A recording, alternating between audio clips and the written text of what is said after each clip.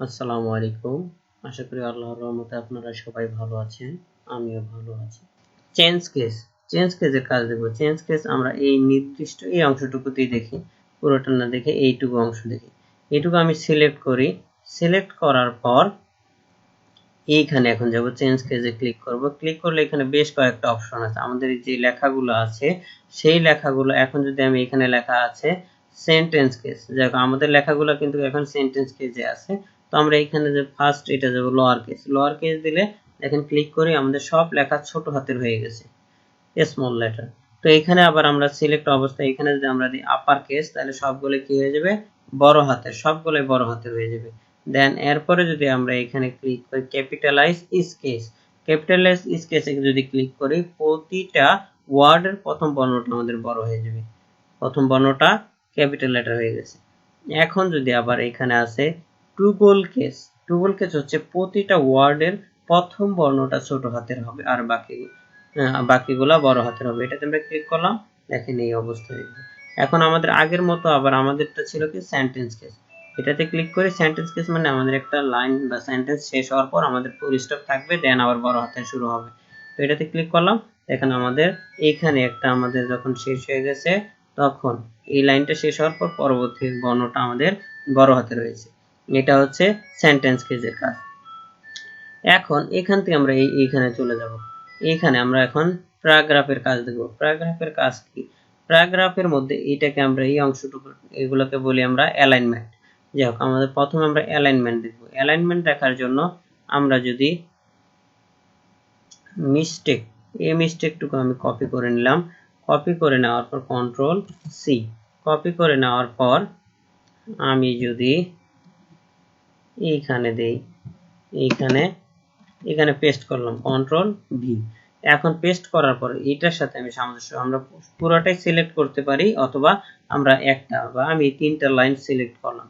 Select করার পর এখন এখানে দেখেন এটা কি আছে, এখানে যদি আমরা রাখি আমরা লেখা দেখতে পারবো অ্যালাইন টেক্সট লেফট, মানে আমাদের লেফট সাইড, আমাদের লেখাগুলো শুরু হয়েছে কোথায় থেকে, লেফট সাইড থেকে।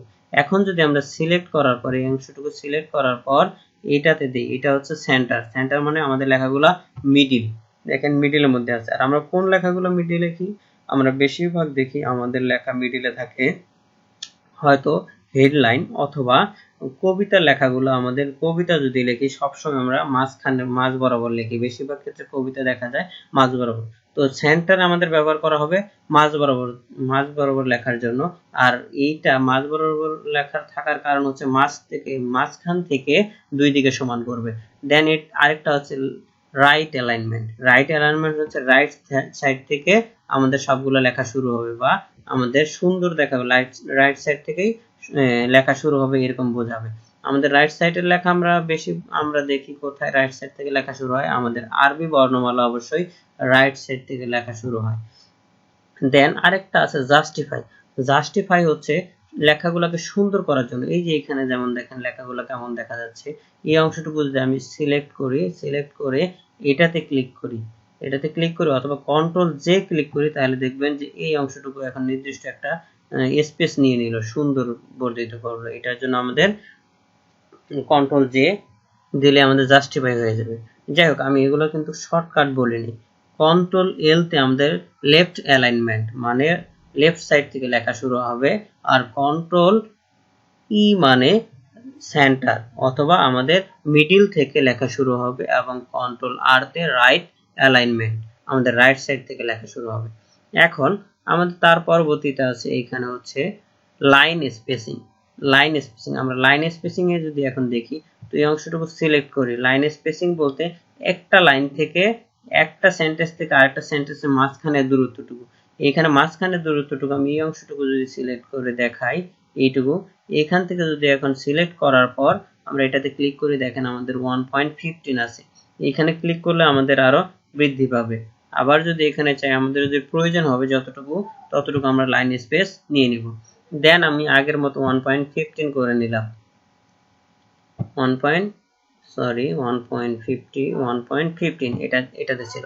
এখন আমি চাচ্ছি যে এটাতে এখন যদি আমরা ক্লিক করি 1, এটাতে ক্লিক করছে আমাদের কাছাকাছি আসছে, আমি চাচ্ছি আমার আরো কাছাকাছি লাগবে, তখন আমরা কি করব, এখানে ক্লিক করার পর দেন রিমুভ স্পেস আফটার প্যারাগ্রাফ, এটাতে ক্লিক করব। আমাদের দেখেন সবগুলো কাছাকাছি চলে আসছে, এই অংশটুকু আমাদের কাছাকাছি চলে আসছে। এখন যদি চাই যে এই অংশটুকু আমি আবার আগের মতো করব, তখন কি করব, আবার এখান থেকে সিলেক্ট করার পর এই অংশটুকু, দেন লাইন স্পেসিং এ ক্লিক করব, ক্লিক করার পর অ্যাড স্পেস, এখন এটাতে ক্লিক করলে আমাদের আগের মতো অবস্থান তৈরি হয়ে যাবে। যাই হোক, আমরা লাইন স্পেসিং দিয়ে এটা আমরা যখন কোনো কিছু থোকা থোকা আকারে যেটাকে বলে লেখা লিখলে, তখন ওই নির্দিষ্ট অংশটুকু সিলেক্ট করে আমরা কি করে দেব,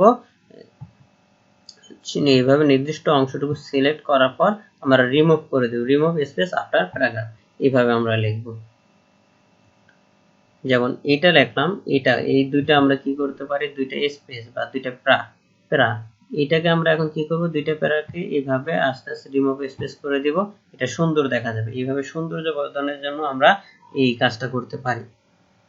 দেন আমরা এখন এইটুকু আমরা সিলেক্ট করলাম, এইটুকু সিলেক্ট করলাম। সিলেক্ট করার পরে এখানে আমাদের অপশন আছে, আমরা যখন বুলেটিং পয়েন্ট বা 1 2 রোমান সংখ্যা দিই, তো এখানে ক্লিক করলে দেখবেন আমাদের বেশ কিছু অপশন আছে। এটা হচ্ছে বুলেটিং পয়েন্ট, এখান থেকে আমরা যে পয়েন্টটা নিব আমাদের লেখায় অটোমেটিক সেই পয়েন্টটা চলে আসবে। তো আমরা এই পয়েন্টটা নিলাম, বা আমরা চাইলে কোনো সময় যে পয়েন্ট তৈরি করে ফেলছি, এখন আমাদের এই পয়েন্টগুলো লাগবে না, তখন আবার কি করব, সিলেক্ট করার পর এইখানে বুলেটিং পয়েন্ট এটাতে ক্লিক করব, ক্লিক করে নান করে দেব, শেষ। এখন এগুলো আমরা বুলেটিং পয়েন্ট বাদে যদি আমরা 1 2 অথবা ABC রোমান সংখ্যা করতে চাই, তখন কি করব, তখন এইখানে ক্লিক করব, ক্লিক করে এখান থেকে আমরা যেটা দেব সেটি আমাদের নিয়ে নেবে, রোমান সংখ্যা অথবা ABC যেটা আমাদের প্রয়োজন হয় সেটা নিয়ে নেব। আর আমরা এখানে হেডিং, এটা আমরা কাজ শিখবো না, এটা আমাদের প্রয়োজন হয় না, না শিখলেও চলবে। দেন উপরে আছে এইখানে আরেকটা অংশ আছে, এটা আমাদের কাজ কি, এটা কাজ হচ্ছে আমরা যদি এটার দিকে, এই অংশটার দিকে তাকাই, এই অংশটা অথবা এটা নেই, এখন আমরা এটাকে মিডিলে আনতে চাই। নরমালি আমরা মিডিলে আনতে পারবো কিভাবে, এটা দিয়ে একবারে মিডিলে, অথবা আমি আবার রাইট সাইডে নিয়ে গেলাম। এখন এটাকে যদি আমি আবার কি বলি যে মিডিলে নিব, অন্যভাবে কিভাবে, আমরা স্পেস দিয়ে নিতে পারি। আর স্পেস দিয়ে নিতে গেলে আমাদের অনেকটা সময় লাগবে। এটাকে আমরা কি করতে পারি, স্পেস দিয়ে না নিয়ে আমরা ট্যাব দিয়েও নিতে পারি, আমাদের সময় বেঁচে যাবে। যদি আমরা ট্যাব দিয়ে না নিই, আমি ব্যাক স্পেসে ক্লিক করতেছি, আমি আগের জায়গায় ফিরে যাচ্ছি। যদি আমি ব্যাক স্পেস ইউজ না করি, এই যে এটাতে হচ্ছে ইনক্রিজ ইনডেট, মানে সামনের দিকে যাওয়া, এটাতে যদি এখন ক্লিক করি, দেখেন আমাদের ট্যাবের কাজ এখানে করতেছে। আর এটা হচ্ছে ডিক্রিজ ইনডেট, এটাতে যদি ক্লিক করি আমাদের পিছনের দিকে ফিরে আসবে, এইটুকু। দেন আমাদের এখানে আরেকটা অপশন আছে, এটা হচ্ছে শেডিং। তো শেডিং এর কাজ কি, শেডিং এর কাজ দেখি, আমরা এটা যদি সিলেক্ট করি, সিলেক্ট করার পর শেডিং এর কাজ প্রায়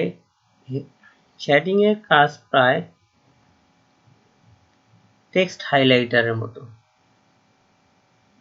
শেডিং এর কাজ প্রায় এই শেডিং এর কাজ প্রায় টেক্সট হাইলাইটারের মতো। তাহলে আমরা টেক্সট হাইলাইটার আর শেডিং প্রায় সেম। এখানে এখন দেখি, এখান থেকে দেখেন আমাদের কি পরিবর্তন হইলো। এখানে ক্লিক করলাম, দেখ শেডিং কি করতেছে, শেডিংটা ফুল লাইন, সব ক্ষেত্রে নেয় না, কিছু কিছু ক্ষেত্রে নেয়, আবার কিছু কিছু ক্ষেত্রে দেখা যায় যে পুরাটা নেয় না, নির্দিষ্ট অংশটুকু নেয়। আমরা এটা শেডিং দিলাম, পুরা তার এরিয়া জুড়ে শেডিং নিয়ে দিল। আর আমাদের টেক্সট হাইলাইটারের কাজ, এই অংশটুকু যদি সিলেক্ট করে টেক্সট হাইলাইটারে আমরা ক্লিক করলাম, ক্লিক করে যে কালার দিব, দেখেন টেক্সট যেটুকু সিলেক্ট ছিল সেই অংশটুকুই হাইলাইট করতেছে। তাহলে হাইলাইটার আর শেডিং প্রায় সেম, কিন্তু শেডিং কি করতেছে, ফুল এরিয়া জুড়েই কালার করে দিচ্ছে। এখন এইখানে আমাদের আরেকটা আছে কি, বর্ডার। তো এই বর্ডারের কাজ কি, আমরা যদি এই